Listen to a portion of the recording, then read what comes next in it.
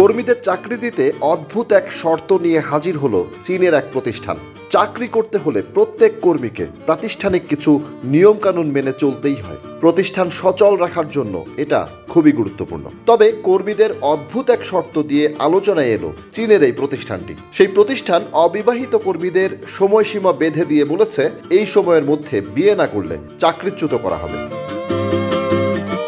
চীনের উত্তরাঞ্চলীয় প্রদেশ শানদংয়ের এই প্রতিষ্ঠানের নাম দ্য সুনতিয়ান কেমিক্যাল গ্রুপ। প্রতিষ্ঠানটিতে কাজ করেন 1200 জনের বেশি কর্মী। গত জানুয়ারিতে প্রতিষ্ঠানটি একটি ঘোষণা দিয়ে জানায়, কর্মীদের মধ্যে বিয়ের হার কম হওয়ায় সিদ্ধান্ত নেওয়া হয়েছে আগামী সেপ্টেম্বরের মধ্যে যেসব কর্মী বিয়ে করবেন না তাদেরকে ছাঁটাই করা হবে।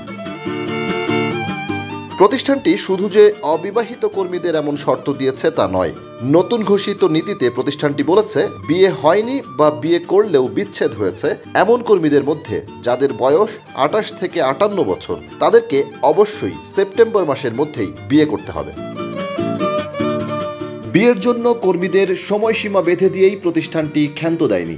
নতুন ঘোষিত নীতিতে আরও বলা হয়েছে, আগামী মার্চের মধ্যে যারা বিয়ে করবেন না তাদের অবশ্যই আত্মসমালোচনামূলক একটি পত্র দিতে হবে। আর যারা জুনের মধ্যে বিয়ে না করা কর্মীদের বিষয়ে একটি মূল্যায়ন কার্যক্রম পরিচালনা করা হবে। এরপর সেপ্টেম্বরের মধ্যেও যদি দেখা যায় বিয়ে করেননি তাহলে চাকরিচ্যুত করা হবে তাদেরকে। বিয়ের বিষয়ে উৎসাহিত করতে চীন সরকার গৃহীত নীতির কারণেই এমন পদক্ষেপ নেওয়া হয়েছে বলে জানিয়েছে প্রতিষ্ঠানটি। নতুন ঘোষিত নীতিতে প্রতিষ্ঠানটি বলছে, বিয়ের হার বাড়াতে সরকারি আহ্বান উপেক্ষা রাজদ্রোহের শামিল।